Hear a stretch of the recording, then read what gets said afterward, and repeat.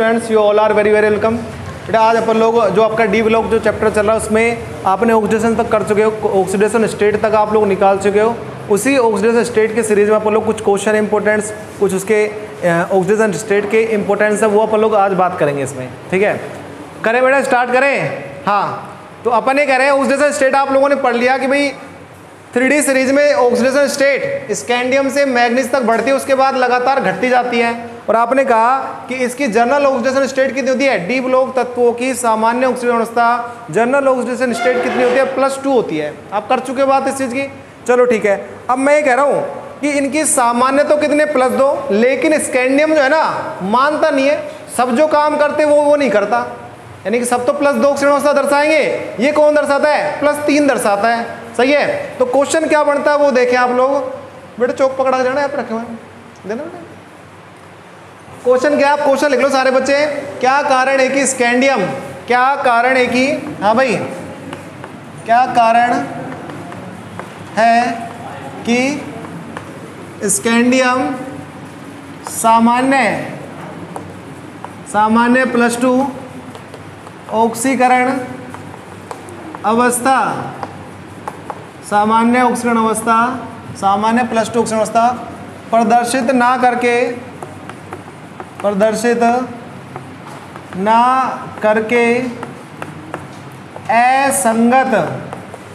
असंगत +3 स्थायी ऑक्सीकरण अवस्था दर्शाता है।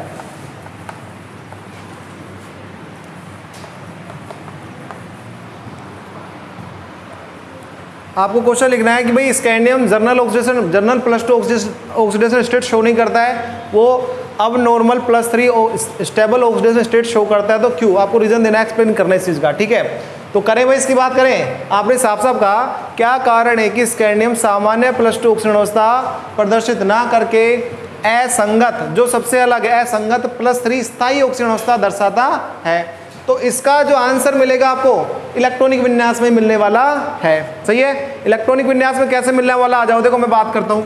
मैंने कहा स्कैंडियम का इलेक्ट्रॉनिक विन्यास क्या होता है, आ जाओ बात करते हैं। ये आपके पास ये आर्गन का इलेक्ट्रॉनिक विन्यास होगा, ये 4s2 हो गया, और ये क्या हो गया 3d1। बोलो क्लियर बात आई यहाँ तक की। सही है, अरे भाई 18 और 2 20, और ये क्या होगा 21 नंबर पे आता है, तो इलेक्ट्रॉनिक विन्यास जनरल इसका ये होता है। ठीक है, अब आप देख रहे हो, अगर मैं बोला कि ये +3 करता है, 2 नहीं करता, तो क्यों नहीं करता, जब बात करो सबसे पहले जो करता है उसको देखो जल्दी से। आपने देखा कि अगर इसको स्कैंडियम को मैं +3 बना दूं, तो फिर क्या होगा, फिर ये होगा 2 इलेक्ट्रॉन तो बाहर से गए, 1 इलेक्ट्रॉन यहाँ से गया, तो बच क्या गया मेरे पास, आर्गन 3d0 4s0। अब 0 0 तो कितने आगे तक करते जाओ, क्या फर्क पड़ता है, 0 में कुछ मतलब है, तो इसका मतलब मैं ऐसे लिख दूं, और मैं इसको अगर ऐसे लिख दूं, ठीक है, आर्गन कैसे लिख दूं, केवल आर्गन और खत्म काम, तो भी तो बात वही है। और आर्गन क्या है, अक्रिय गैस का इलेक्ट्रॉनिक विन्यास हो गया, और अक्रिय गैस है तो खुद ही स्थायी होती है। सही बात आ रही है, तो अपन ये कहेंगे क्योंकि स्कैंडियम 3 इलेक्ट्रॉन त्यागने के बाद निकटवर्ती अक्रिय गैस आर्गन जैसा स्थायी विन्यास धारण कर लेता है। सही है, इस कारण ये +2 ऑक्सीकरण अवस्था नहीं दर्शाता। कौन सी दर्शाता है, +3। अगर सोचो अगर +2 दर्शाया तो भाई 2 इलेक्ट्रॉन यहाँ से गए, 1 बच गया, 1 तूतड़ा बच गया, क्या मतलब, वो क्या करेगा, उसको भी देने की कोशिश करेगा, भाई तू भी जा, तेरा कोई काम नहीं है, इससे अपनी क्या हो जाए, स्टेबिलिटी बढ़ जाए। ठीक है, तो आप कहोगे क्योंकि स्कैंडियम 3 इलेक्ट्रॉन अगर त्यागेगा तो वो निकटवर्ती अक्रिय गैस आर्गन जैसा स्थायी विन्यास धारण कर लेगा, इस कारण क्या ये सामान्य +2 ऑक्सीजन अवस्था प्रदर्शित ना करके क्या करेगा, असंगत अब नॉर्मल +3 ऑक्सीजन स्टेट को शो करेगा। समझ आया क्वेश्चन। ठीक है, आप लोग लिख दोगे इसको, फटाफट से लिख दो, और जो आपका रीजन है वो बता दो। आप लोग तो ये बना लोगे ना, आप लोग खुद बना लोगे, तो रीजन लिखो जल्दी से एक बार। क्योंकि स्कैंडियम 3 इलेक्ट्रॉन त्याग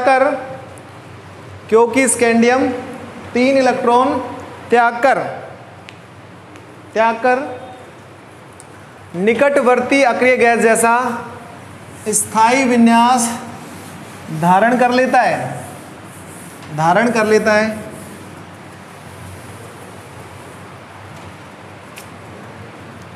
इस कारण ये सामान्य +2 ऑक्सीजन अवस्था के स्थान पर इस कारण ये सामान्य +2 ऑक्सीकरण अवस्था के स्थान पर असंगत +3 ऑक्सीकरण अवस्था प्रदर्शित करता है। हो गया बच्चों, शाबाश। अब बेटा आपका नेक्स्ट क्वेश्चन क्या आ रहा है वो देखें ध्यान से। नेक्स्ट क्वेश्चन क्या है, कुछ क्वेश्चन क्या आ रहा है देखो क्या है, आप लिख लेना क्वेश्चन साथ साथ। क्या कारण है कि क्रोमियम व कॉपर की प्रथम आयनन ऊर्जाओं के मान सामान्य से कम होते हैं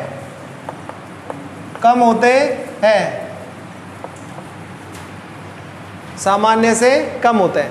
भाई जितना एक इलेक्ट्रॉन को निकालने के लिए एनर्जी चाहिए ना, इन दोनों केसों में उससे कम ऊर्जा देनी पड़ती है अपन को, सही है। तो आपको एक्सप्लेन करना है ऐसा क्यों, हुआ। साफ साफ से क्वेश्चन है क्या कारण है कि क्रोमियम और कॉपर की प्रथम आयनन ऊर्जाओं के मान सामान्य से कम होते हैं। तो अब आप दिमाग में सोच रहे हो सर आयनन ऊर्जा का क्वेश्चन है तो आप आयनन ऊर्जा के हम करवाते हैं, यहाँ पे क्यों करवा रहे हो। तो मैं बता दूं आपका जो ये आंसर है ये निकल के आएगा ऑक्सीकरण अवस्था के हिसाब से निकल के आएगा। कैसे, तो मैं बात करता हूँ, आ जाओ देखो सुनना कैसे। अपन कह रहे हैं क्रोमियम का इलेक्ट्रॉनिक विन्यास देख लेते इधर, और इधर किसका देख लेते हैं, इधर देख लेते हैं कॉपर का। ठीक है, ये क्रोमियम का इलेक्ट्रॉनिक विन्यास और ये किसका, कॉपर का इलेक्ट्रॉनिक विन्यास। तो आ जाओ क्रोमियम का इलेक्ट्रॉनिक विन्यास क्या होता है 3d5 4s1, यही है। और इसका क्या होगा बताओ जल्दी से 3d10 4s1, सही बात, सही है। अब देख के देखो मैं क्या कर रहा हूँ कि यदि एक इलेक्ट्रॉन क्रोमियम में से निकल जाए और यदि एक इलेक्ट्रॉन किस में से निकल जाए, कॉपर में से, तो ये तो कैसा हो जाएगा जल्दी बताओ। ये क्रोमियम बने क्रोमियम +1 और क्या हो जाएगा 3d5 4s0, सही है। और ये कैसा हो गया बताओ, ये कॉपर प्लस बना, ये भी कॉपर प्लस बना, क्या हो गया, ये हो गया 3d10 4s0। यानी कि आप कह सकते हो ये क्या हो गया, ये देखो ये वाला अर्ध पूरित, हाँ फील्ड स्टेबल अरेंजमेंट हो गया इसमें, ठीक है। और ये क्या हो गया पूर्ण पूरित स्थायी विन्यास हो चुका है। बताओ ये बात आ रही समझ। तो आप क्या कहोगे, क्योंकि क्रोमियम और कॉपर एक एक इलेक्ट्रॉन त्याग करके क्रम से ये कौन सा करेगा अर्धपूरित स्थायी अर्धपूरित, और ये वाला कौन सा करेगा पूर्णपूरित स्थायी विन्यास धारण कर लेते हैं। और स्थायी विन्यास इसलिए इसका स्थायित्व क्या होगा अधिक, ठीक है। तो आप कहोगे ऐसा करने के कारण ही इनकी जो प्रथम आयनन ऊर्जाओं के मान क्या होते हैं सामान्य से कम होते हैं। इसको आप ऐसे समझ सकते हो जैसे आप लोग सब कभी न कभी मंडी में तो गए होंगे, जैसे कभी केले वगैरह सेव वगैरह लेने गए हो, सेव की बात कर लेते हैं। जैसे शाम की टाइम में दुकानदार भी सोच रहा है सारे माल बिक गया, उसके पास 1.5 किलो सेव बच गए बस। आपने पूछा उससे भैया क्या भाव दिए सेव, तो वो ऐसे कभी सुना है क्या तुमने कभी कि भाई देखो ऐसे भाव तो ऐसा है 50 रुपये किलो है, मेरे पास 1.5 किलो सेव बच रहे हैं, अगर आप सारे ले लो ना तो आप एक काम करना 60 ही रुपये दे देना। वैसे तो 1.5 किलो के 75 बनते हैं, पर वो क्या कर रहा है 60 ही दे देना। इसका मतलब क्या है, इसका मतलब ये हो कि 1.5 किलो के चक्कर में वो 1 किलो लेकर आधे किलो के चक्कर में उसको फिर बैठा रहना पड़ेगा। तो सोच रहा है कि ये मंदा अकरा करके निकल जाए सारा, तो अपन स्टेबल हो जाए, सब खत्म, अब चलेंगे घर और जाके सोएंगे बढ़िया फटकार के। सही बात आ रही है। तो सेम टू सेम यहाँ पे भी यही बात हो रही है कि इसके पास 1 इलेक्ट्रॉन ज़्यादा है, 1 इलेक्ट्रॉन निकालते ये भी स्टेबल हो गया अर्धपूरित, और ये भी क्या हो गया पूर्णपूरित। तो जब खामा का जो था ना फालतू, उसको अकरा मंदा करके उसने दे दिया, तो ये बात हुई। इसलिए इनकी सामान्य से क्या हो गई ऑक्सीजन अवस्था है, सॉरी आयनन ऊर्जा क्या हो गई कम, ठीक है। तो आप ये बनाओगे, बना दिया करो साथ साथ बोर्ड पे बनाते बनाते समझ लेंगे, फिर समझाएंगे जाओगे ना। तो आप पहले इसमें हिंदी की लाइन लिख रहे हो, क्या लिख रहे हो, क्योंकि आप इसमें लिख रहे हो क्योंकि क्रोमियम एवं कॉपर एक एक इलेक्ट्रॉन त्याग कर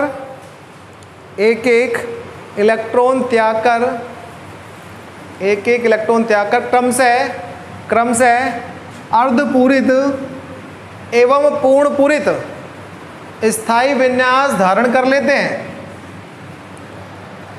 अर्धपूरित एवं पूर्णपूरित स्थायी विन्यास धारण कर लेते हैं।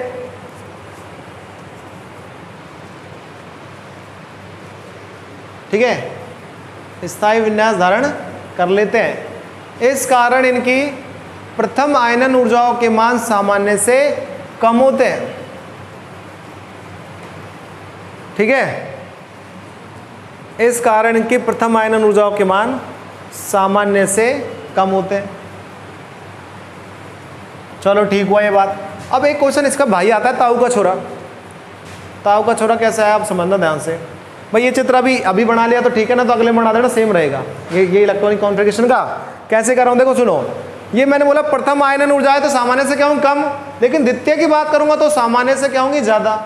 करूँ बात कैसे, क्वेश्चन आप लिख दो क्या क्या कारण है कि क्रोमियम व कॉपर की, आप बोल रहे हो क्या,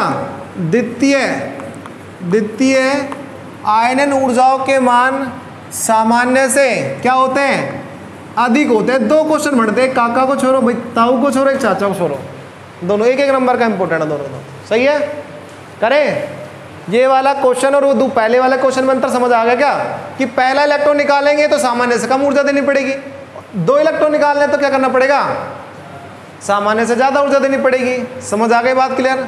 तो बताऊं क्यों देनी पड़ेगी, आप में से कोई बता सकता है क्यों देनी पड़ेगी। स्थायी व्यवस्था को तोड़ना पड़ेगा। जैसे तुम वो केले वाली बात, सेव वाली बात चल रही थी क्या, कि भाई देख तेरा ऐसा है कि भाई ये तो मैं खरीद लूंगा लेकिन मैं तुझे 2 किलो अलग से और दे दूंगा। वो क्या कहेगा, ना भाई ना, मैं तो जाऊंगा, साफ सी बात, अगर रोकेगा तो मैं 50 रुपये किलो नहीं बेचूंगा, उनको 100 रुपये किलो बेचूंगा, तो महंगा पड़ेगा मामला हो। तो यहाँ पे अपन लोग कहने वाले इस क्वेश्चन के लिए वही सेम बात आएगी रिपीट होकर के।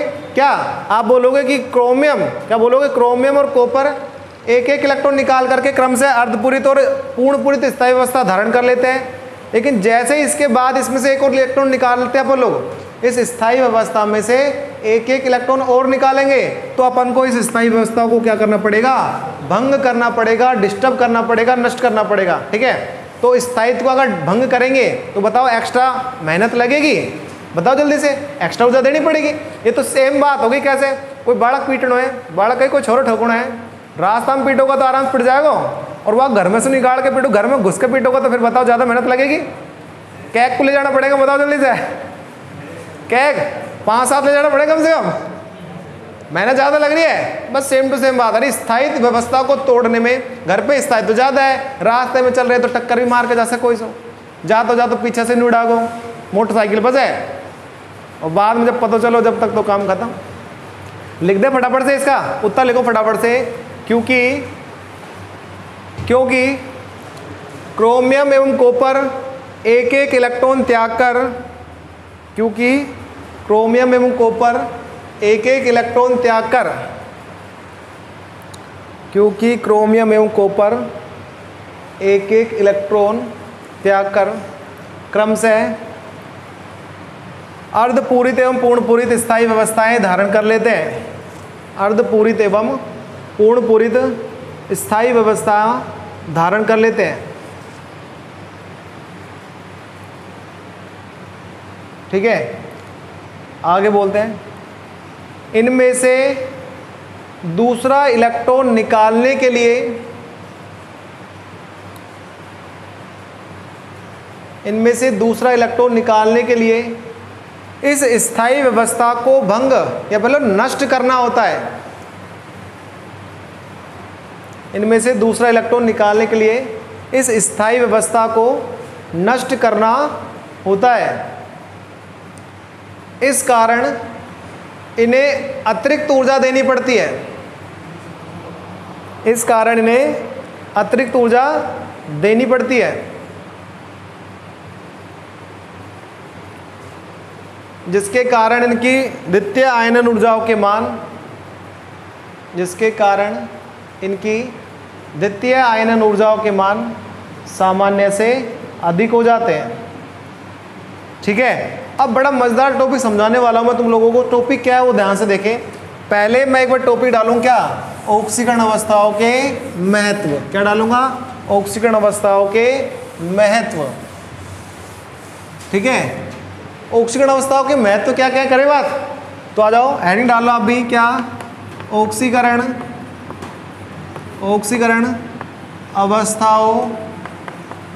अवस्थाओं के महत्व।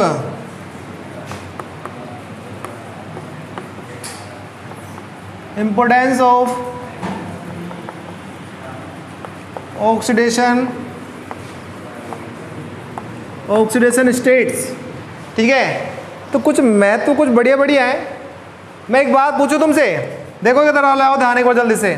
जैसे मैं दो कंपाउंड बताया, जैसे मैंने MnO बताया और एक मैंने बताया Mn2O7। इसके लिए मैं लिखता हूँ क्या, इसके लिए मैं लिख रहा हूँ आयनिक यौगिक, और इसके लिए मैं लिखता हूँ क्या, सहसंयोजक यौगिक। ठीक है, और इसके लिए मैं लिखता हूँ क्या, क्षारीय प्रकृति। ठीक है, इसके लिए मैं लिखता हूँ क्या, अम्लीय प्रकृति।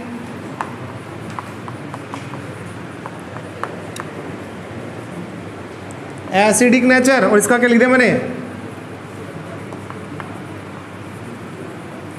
Basic nature. ठीक है, इसको मैं बोल रहा हूँ क्या, आयोनिक कंपाउंड, और इसको मैंने बोल दिया क्या, कोवलेंट कंपाउंड। कोई बच्चा मुझे बता सकता है क्या कि मैंने ऐसा क्यों बोला, मुझे कैसे पता चला? बताओ, बता पा रहा है? बताओ बता सकते हो। देखो ऐसा है, कोई दिक्कत ना है, थोड़ी सी आवाज़ जाए कैमरा में से, मोबाइल में से, माइक में से, तो कोई दिक्कत ना है। ठीक है, बता पा रहा है कोई के दिमाग में सी बात आ रही हो तो तुम लोग को गलत सही कुछ ही बता सके? बता रहा है? मैं बताऊं? कौन का मारी बताओ? मेरा में तो आएगी खैर। चलो देखो मैं बताता हूं। देखो ये एक्चुअल फैक्ट है, ये जो MnO है आयनिक यौगिक है, ये वाला सहसंयोजक यौगिक है। आयनिक यौगिक कैसे प्रकृति के होते हैं? क्षारीय प्रकृति के। कैसे होते हैं? अम्लीय प्रकृति के। मुझे कैसे पता चला मैं बताऊंगा अब तुम लोगों को, सब समझाऊं? तो तुम लोग 11वीं क्लास तो सारे बड़े तरीके से पढ़ के आए हो, तो 11वीं थोड़ा सा टॉपिक लेंगे अपन लोग, रिलेटेड करेंगे किससे, 11वीं क्लास से। थोड़ा सा मैं तुम्हें अभी बताऊंगा, सुनना। तो इसमें जल्दी से बता दो मुझे, ये मैग्नीज का ऑक्सीकरण अवस्था कितना है? +2। Very good. कितना आया? +2। जिस बच्चे को नहीं पता वो समझ लो, एक ऑक्सीजन पे -2 होता है, इसको 0 करने के लिए इस पे कितना मानना पड़ेगा? +2 करना पड़ेगा। ऐसे सेम टू सेम इधर बताओ, इस पे एक मैग्नीज पे बताओ जल्दी से कितना होगा? भाई एक ऑक्सीजन पे होता है -2, तो 7 पे कितना होगा? -14। इन दोनों पे कितना होगा? +14। तो एक पे कितना आ गया जल्दी से बताओ? +7। आप कह रहे हो कि यहाँ पे मैग्नीज +2 ऑक्सीजन अवस्था में, यहाँ पे कितने में? +7 में। तो एक बात सीधी क्लियर करो, ऑक्सीजन अवस्था के मैथ की बात करें तो सबसे पहला देखो, पहली बात आप कहोगे क्या? निम्न ऑक्सीकरण अवस्था में आयनिक यौगिकों का निर्माण होता है, और उच्च ऑक्सीकरण अवस्था में कैसे यौगिकों का निर्माण होता है? सहसंयोजक का। क्यों हुआ मैं बताऊंगा अभी। तो अपन ने लिख दिया, एक बात आप भी लिख दो क्या, मैं भी लिख रहा हूं बोर्ड पे, निम्न ऑक्सीकरण अवस्था, निम्न ऑक्सीकरण अवस्था में आयनिक व उच्च ऑक्सीकरण अवस्था में सहसंयोजक यौगिकों का निर्माण होता है। हो गया? मैंने क्यों बोला ऐसा बताऊं? मेरे को ऐसे कैसे पता चला? पता है क्यों? देखो सुनो, मैंने बोला निम्न ऑक्सीकरण अवस्था में कैसे यौगिक बनेंगे? आयनिक। उच्च ऑक्सीकरण अवस्था में कैसे यौगिक बनेंगे? सहसंयोजक। बताऊं कैसे बोला मैंने? अच्छा सुनो, धातु भी क्या है कि जैसे एक इलेक्ट्रॉन त्यागना आसानी से त्याग देगा, दूसरा इलेक्ट्रॉन त्यागेगी तो उसको उसके कंपेयर में थोड़ी ज़्यादा मेहनत करनी पड़ेगी। क्यों? क्योंकि इस पर क्या हो गया? प्रभावी नाभिक की आवेश बढ़ गया। एक इलेक्ट्रॉन त्यागने के बाद 2 इलेक्ट्रॉन त्यागे, थोड़ी और दिक्कत आई। तो अपन कहें यदि त्यागे जाने वाले, हाँ भाई, यदि त्यागे जाने वाले इलेक्ट्रॉनों की संख्या कितनी है? जल्दी से बोलो। 1 है, 2 है, तो वो आसानी से निकल जाते हैं। आसानी से धातु में से इलेक्ट्रॉन निकल गए तो बन गया धनायन, और दूसरे के पास पहुंच गए तो उसने ले लिए, वो क्या बन गई? ऋणायन। यदि त्यागने वाला आसानी से इलेक्ट्रॉन त्याग देगा तो बन जाएगा धनायन, और जिसने त्याग दिए अगर आसानी से इलेक्ट्रॉन भी अवेलेबल हो तो लेने वाला ले लेगा, तो एक बन गया धनायन, एक बन गया ऋणायन, और दोनों एक दूसरे के पास आए तो क्या बढ़ेगा? आकर्षण बल कार्य करेगा। और क्योंकि आकर्षण आयनों के बीच में लग रहा है आकर्षण, तो इसलिए इस बंध को क्या बोला जाएगा? आयनिक बंध। आयनों के बीच में कौन सा बंध बढ़ता है? आयनिक बंध बढ़ता है ना। तो मैंने कहा कि यदि त्यागे जाने वाले इलेक्ट्रॉन संख्या 1 या 2 है तो आसानी से आयनों का निर्माण हो जाता है, और आयन आपस में जुड़े आयनिक बंधों से, ऐसे यौगिक जिनमें आयनिक बंध मिले वो क्या कहलाएंगे बताओ? आयनिक यौगिक कहलाएंगे। तो इसलिए मैंने कहा निम्न ऑक्सीजन अवस्था में, क्योंकि इलेक्ट्रॉन आसानी से निकल सकते हैं, देने वाला दे देगा, लेने वाला ले लेगा, क्या बन जाएगा? आयनिक बंध बन जाएगा। तो फिर कौन से बन गए यौगिक? आयनिक यौगिक बन गए। लेकिन उच्च ऑक्सीजन अवस्था में बात करें, अपन बोले त्यागे जाने वाले इलेक्ट्रॉन संख्या जब ज्यादा है, क्या है ज्यादा है, जैसे 7 है, 5 है, 6, तो इतने ज्यादा इलेक्ट्रॉनों का त्यागा जाना संभव नहीं होता। समझ गए बात? कि जब देने वाला इलेक्ट्रॉन दे नहीं रहा तो लेने वाला कहां से लेगा बताओ? ठीक है, तो आयन नहीं बन रहे। तो इस स्थिति में बताओ क्या होती है? इस स्थिति में क्या होता है बताओ जल्दी से? साझेदारी होती ना, कि भाई साझेदारी कर लेते, ना तू मेरा दे, भाई मैं मेरा भी नहीं दे तो तू तेरा मत दे। लेकिन अपन एक काम करते हैं, पार्टनरशिप कर लेते हैं, साझेदारी करके अपन बंद बना लेते हैं। जब तेरा स्टॉक काउंट किया जाए तो तू मेरे गिन लेना इलेक्ट्रॉन, जब तेरा किया जाएगा तो तू तेरा कर लेना, भाई मेरा भी कर लेना। तो ऐसी तो बात आती है। तो साझेदारी होती है, और साझेदारी के फलस्वरूप जो बंध बनता है उसको क्या बोलते हैं? सहसंयोजक बंध। अब समझो ध्यान से, यहाँ पे 2 इलेक्ट्रॉन त्यागने थे, मैग्नीज ने राजी खुशी दे दिया, क्या ले जा मौज कर, अपने पास बहुत इलेक्ट्रॉन, पैसों की कमी नहीं है ऐसा। ठीक है, लेकिन बात करें यहाँ पे त्याग जाने वाले इलेक्ट्रॉन संख्या क्या होगा? 7। अब भाई त्याग तो देती है, पर इतने ज्यादा इलेक्ट्रॉन त्यागना संभव नहीं है। 1-2 इलेक्ट्रॉन तो निकाल देती मैग्नीज भी, 7 इलेक्ट्रॉन निकलेंगे क्या? 7 नहीं निकलते। तो उस स्थिति में क्या कहेगी? भाई देख ऐसी बात है, माना अपने पास पैसा बहुत है, लेकिन इतना नहीं दे सकते अपन लोग। सही है, एक काम कर, पार्टनरशिप कर ले, साझेदारी कर ले। तो 7 इलेक्ट्रॉनों की इससे, 7 इलेक्ट्रॉन दूसरे से क्या होगी? साझेदारी। ठीक है, इस बंध में। हाँ, लेकिन ये कह सकते हो कि आयनिक लक्षण थोड़े ज्यादा होंगे, सहसंयोजक थोड़े से कम होंगे। आ रही बात? बस ये बात आ रही। तो यहाँ पे मैंने बोला ये, क्योंकि इलेक्ट्रॉन त्यागते नहीं, साझेदारी, तो इसलिए कौन सा यौगिक बनता है? सहसंयोजक यौगिक बनता है। ये बात यहाँ तक क्लियर हुआ? निम्न ऑक्सीजन अवस्था में आयनिक यौगिक क्यों बने और उच्च ऑक्सीजन अवस्था में सहसंयोजक यौगिक क्यों बने? तो आपने बोल दिया, ये तो समझ आ गया, निकल जाएंगे। यहाँ पे बोलोगे सहसंयोजक यौगिकों का निर्माण होता है क्योंकि, ये भी लिख दो आप लोग, क्योंकि इतने अधिक संख्या में इलेक्ट्रॉनों का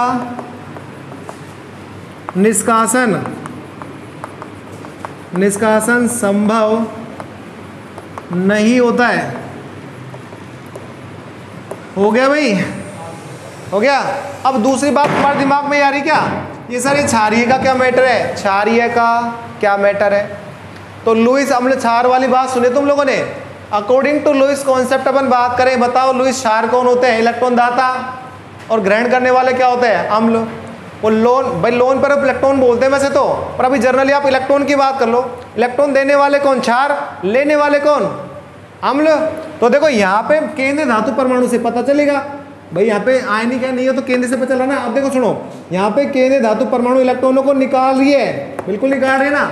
निकालना मतलब किसका गुण है? इलेक्ट्रॉनों को बाहर निकालना किसका गुण है? जल्दी बताओ। लुईस अम्ल क्षार के अकॉर्डिंग किसका है? भाई लुईस क्षार वे पदार्थ होते हैं जो इलेक्ट्रॉन युग्म देते हैं, यानी कि इलेक्ट्रॉन देने वाले। तो इसलिए ये कैसा हो गया? क्षारीय प्रकृति का। और अब बताओ ये इलेक्ट्रॉन दे रहा है 7 इलेक्ट्रॉनों को? नहीं, ये साझेदारी कर रहा है कि दूसरे के आंशिक रूप से लेने की कोशिश कर रहा है, दूसरे के इलेक्ट्रॉनों को भी, ये दूसरे के इलेक्ट्रॉनों को भी आंशिक रूप से लेने की कोशिश कर रहा है। ले रहा है मतलब ये क्या हो गया? अम्लीय। समझ गए? तो आप बोलोगे निम्न ऑक्सीकरण अवस्था में आयनिक यौगिकों का और उच्च ऑक्सीकरण अवस्था में सहसंयोजक यौगिकों का निर्माण होता है, क्योंकि इतने अधिक इलेक्ट्रॉनों का त्यागा जाना संभव नहीं है। दूसरी बात आप लोग क्या लिखने वाले हो इसमें? आप लिख दो क्या, अभी पता चल गया ना, क्या आयनिक यौगिक कैसे प्रकृति के होते हैं? क्षारीय प्रकृति के, और सहसंयोजक यौगिक कैसे प्रकृति के होते हैं? अम्लीय प्रकृति के होते हैं। लिख दे? तो आ जाओ लिखो आप भी।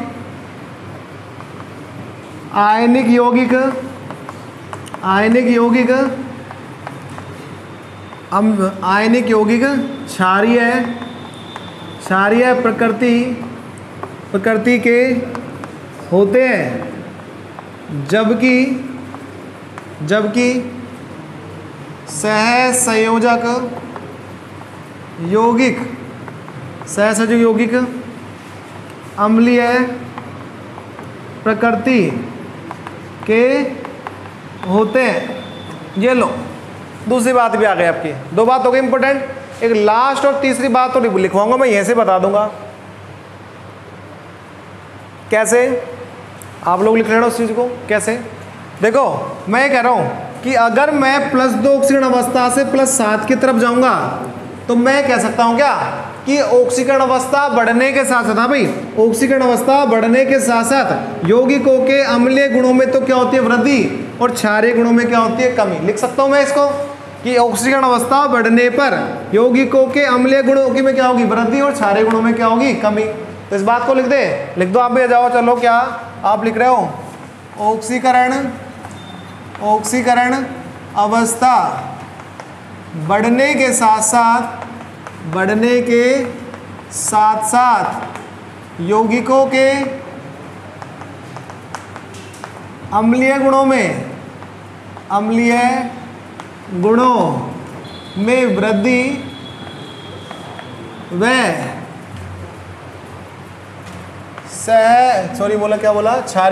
क्षारीय गुणों में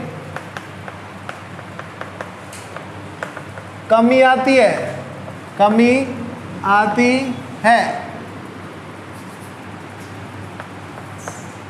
अपन ने बोला ऑक्सीकरण अवस्था बढ़ने पर यौगिकों के अम्लीय गुणों में क्या होगी, वृद्धि, और क्षारीय गुणों में क्या होगी, कमी। इसी तरीके से मैं ऊपर की बात ही बोल सकता हूँ क्या, कि ऑक्सीकरण अवस्था बढ़ने के साथ साथ सहसंयोजक यौगिक बनाने की प्रवृत्ति बढ़ेगी और आयनिक यौगिक बनाने की प्रवृत्ति क्या होगी, घटेगी। लिख सकते हैं, तो ये बात भी लिख दो। चलो अब जल्दी से लिखे बोलो, मैं ऑक्सीकरण अवस्था बढ़ने के साथ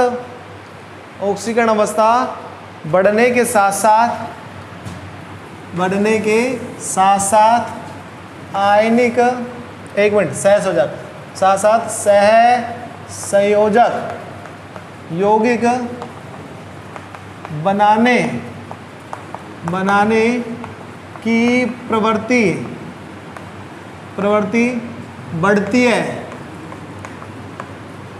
वह आयनिक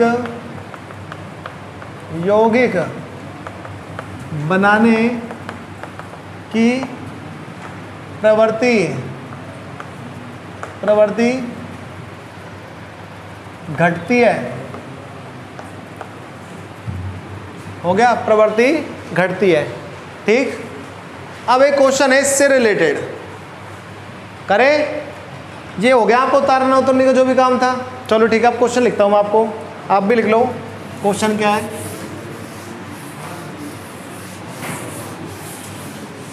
क्वेश्चन इसका ही था क्या, लिखो। क्या कारण है कि एमएनओ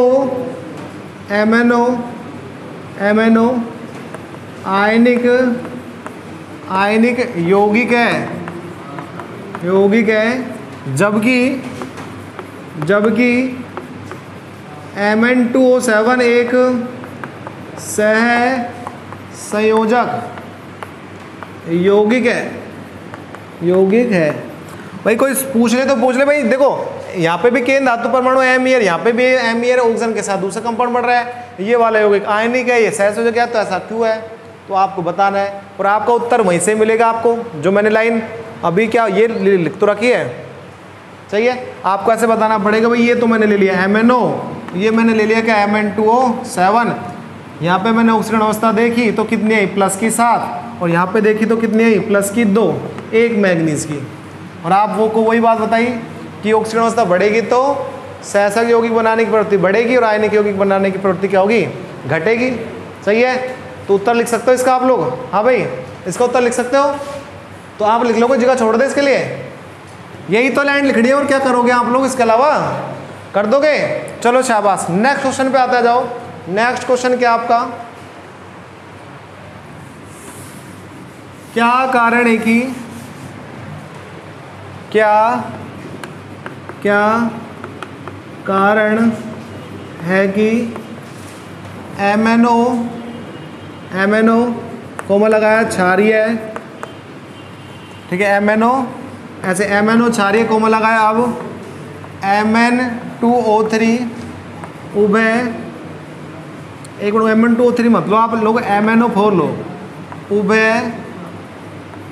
उभय धर्मी एवं Mn2O7 अम्लीय प्रकृति का होता है। हाँ भाई, समझ आ रहा है क्वेश्चन क्या है आपको। तीन ऑप्शन मिले हैं, MnO, MnO2 सॉरी MnO2 और क्या मिला है Mn2O7। बेटा O2 है ये, ठीक है 4 नहीं है, MnO2 सही है। तो ये बताना पूछना चाह रहा है कि MnO जो है वो तो क्षारीय है, MnO2 क्या अम्लीय है, और ये Mn2O7 कैसा है, अम्लीय प्रकृति का है, ठीक है। तो क्यों ऐसा क्यों, तो अपन यहाँ पे गए MnO2 Mn2O7, यहाँ पे देखा ऑक्सीजन अवस्था कितनी आई +2, यहाँ पे देखा कितनी आई +4, और यहाँ पे देखी कितनी आ गई +7। तो आप एक बात समझ रहे हो कि +4 बीच जैसी है स्थिति, इसलिए उभयधर्मी हो गया। ये कंडीशन पे डिपेंड करेगा, सामने कौन है अम्ल है तो क्षार हो जाएगा, क्षार की तरह कार्य करेगा, दूसरा क्षार है सामने तो क्या हो जाएगा अम्ल। ये तो कंडीशन पे डिपेंड करेगा, इसलिए बोला गया क्या इसका उभयधर्मी। लेकिन यहाँ पे तो ऑक्सीजन अवस्था सबसे ज्यादा है, सबसे ज्यादा है, तो बताओ ज्यादा ऑक्सीजन अवस्था में कौन से पड़ते हैं, अम्लीय है क्षारीय है, अम्लीय, तो इसलिए अम्लीय प्रकृति का होगा, और ये क्या हो गया सबसे कम में क्षारीय प्रकृति का। तो आप इसमें एक ही उत्तर देना है, क्योंकि क्या उत्तर देना है, क्योंकि ऑक्सीकरण अवस्था बढ़ने के साथ साथ यौगिकों के अम्लीय गुणों में तो क्या होती है वृद्धि, और क्षारीय गुणों में क्या होती है कमी। इसीलिए MnO तो क्या हो गया क्षारीय, MnO2 क्या हो गया उभयधर्मी, और Mn2O7 क्या हो गया अम्लीय प्रकृति का हो गया। कोई डाउट किसी बालक को, सही है। चलो ठीक है, आज के लेक्चर में इतना ही ना, इसको बंद कर बेटा, तुम कहाँ जा रहा हो, बंद कर जा, दूसरा चल आएगा अभी जल्द से।